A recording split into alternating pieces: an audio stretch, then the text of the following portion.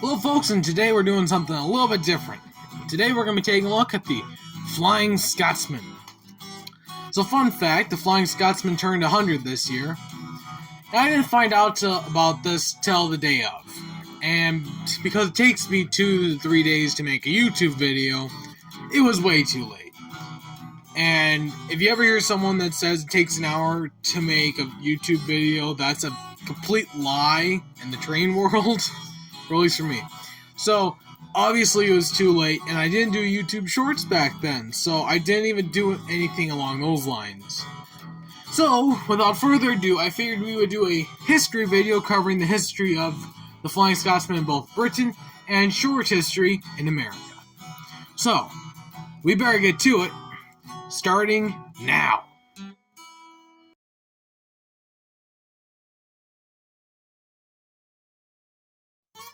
Now, before we get into any of that, we have a winner to the Bandit Trivia, and the winner is JS Gaming, saying that the New York Central Hudson number 5344 was the Commodore Vanderbilt.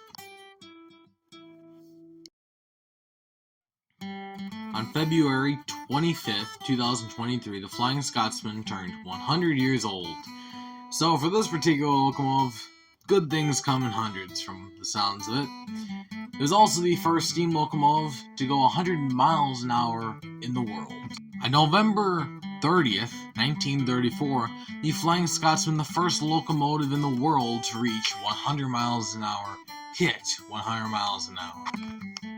Now, the Flying Scotsman is an A3 steam locomotive, which comes from a line of A1s, 2s, 3s, and 4s. The A4 is actually a other very famous steam locomotive called the Mallard, which, another video, let me know down in the comments if you'd like to see that. But yeah.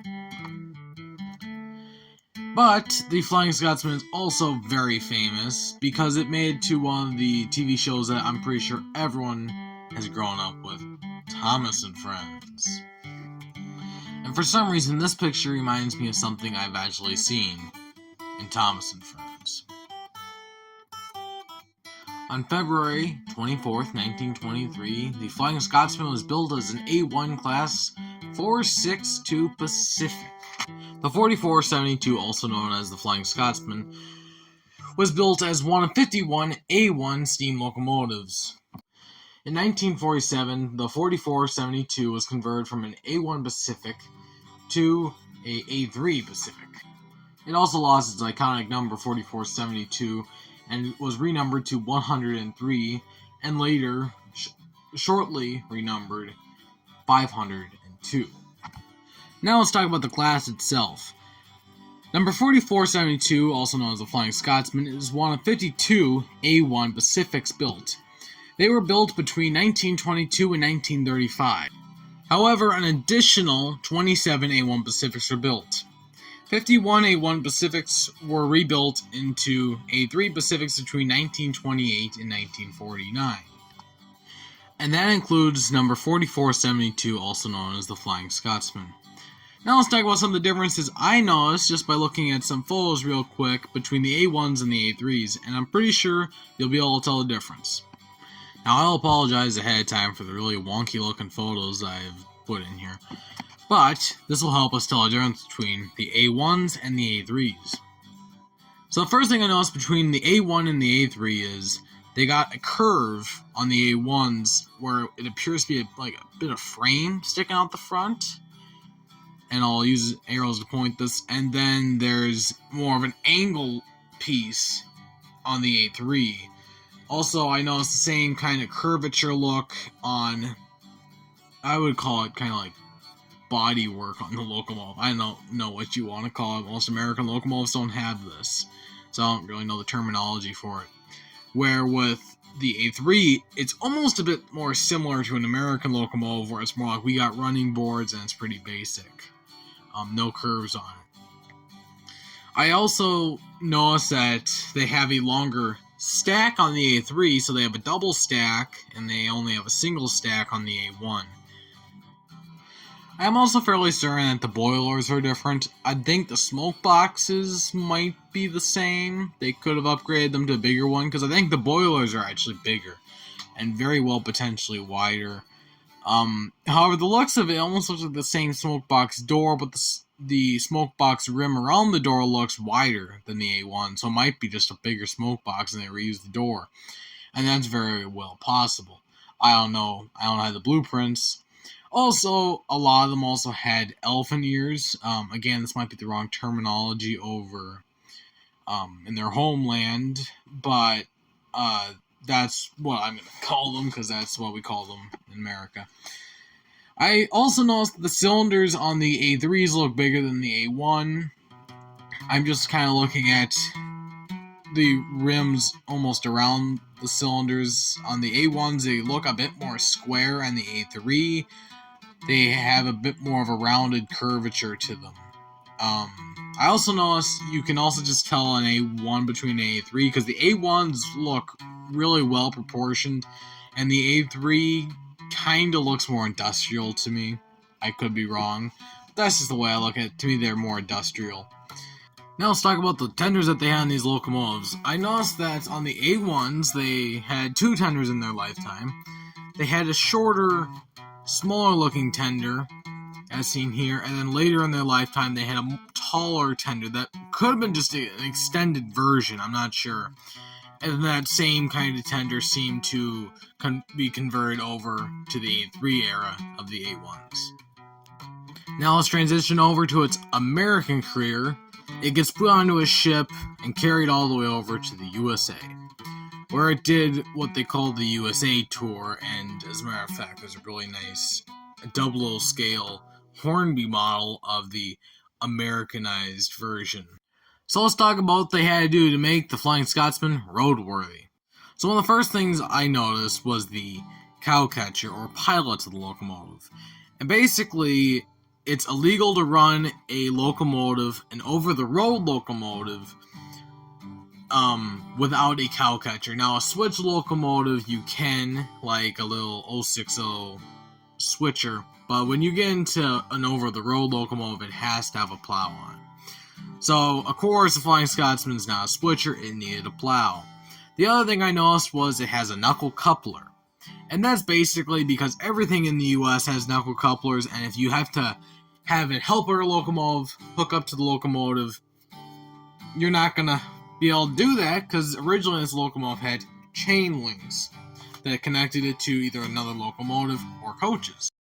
So the other thing about the locomotive I also noticed was it's got a headlight, which means if it didn't already have a dynamo, they had to add one. And the headlight, because the Flying Scotsman is very low clearance, the headlight seems to have gained an extra 6 inches on the locomotive. The other thing, which might annoy some people, but I think it looks kind of cool, is the bell on the front of the locomotive. To me, it looks neat because it's different. Our locomotives, we always mount the bells to the top of the locomotive, but we also have a lot of room on the top. And the Flying Scotsman, as you can see, not so much, so they put on the front. So that makes it look really cool.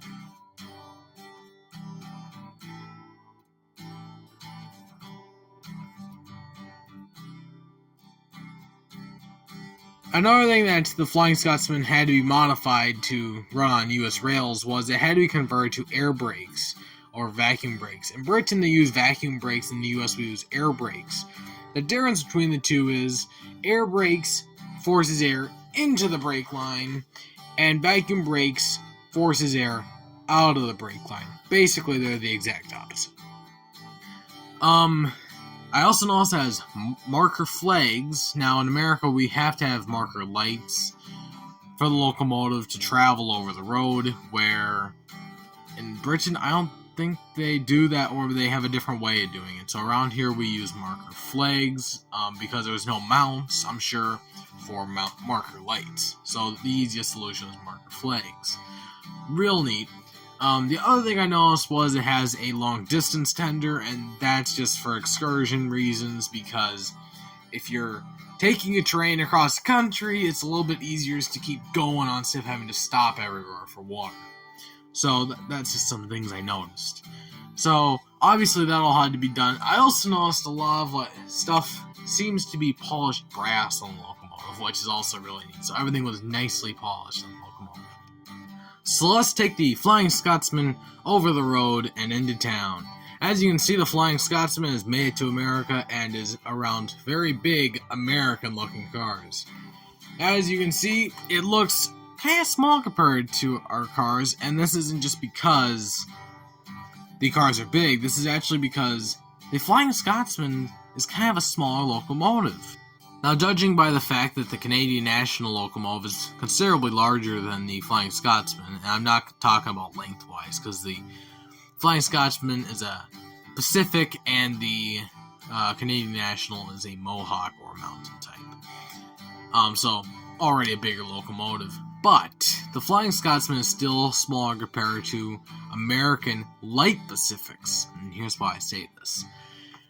I think that the Flying Scotsman is smaller because British railway lines run more through populated areas versus American rail lines. We have a lot more open space to run on railroads. So having a smaller locomotive means you can, in places, take sharper corners. You're going to have a smaller loading gauge, so you're not going to need as much space for the locomotive to run through without taking out everything in its path. So there's a lot of perks to all that. But that also means you can't pull as much in the cars because the cars have to be the same width as the locomotive. Otherwise, there's no reason having a narrow locomotive like the Flying Scotsman. So you can pull a little bit less in every car. So that's kind of a downside. Where with American locomotives, you have all the open space. So we can have big locomotives and we can have big rolling stock, meaning we can pull very large quantities of freight or passengers. In 1969, the Flying Scotsman was heading over to the USA, and in 1970, the Flying Scotsman was running from Texas to Wisconsin, USA, and into Ontario, Canada. From 1969 to 1972, the locomotive traveled from Texas to Wisconsin and into Ontario, Canada, where it ended its trip in 1972. From 1988 to 1989, it was in Australia doing a tour, of which I don't think the Flying Scotsman did any better in Australia.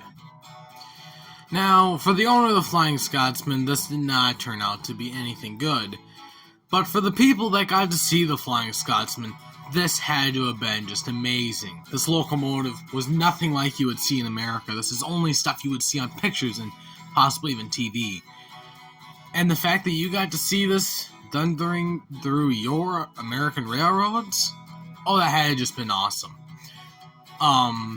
However, for the owner, this was not in any way good. And as a matter of fact, he lost money sending it to America. And I can't imagine he did any better in Australia either. The Flying Scotsman walked away with the most fame of any steam locomotive, but not the most fortune. You see, the owner at the time of the Flying Scotsman almost went bankrupt running the locomotive through USA, Canada, and Australia. You see, the problem, in my opinion, was steam was fading away, but not fast enough.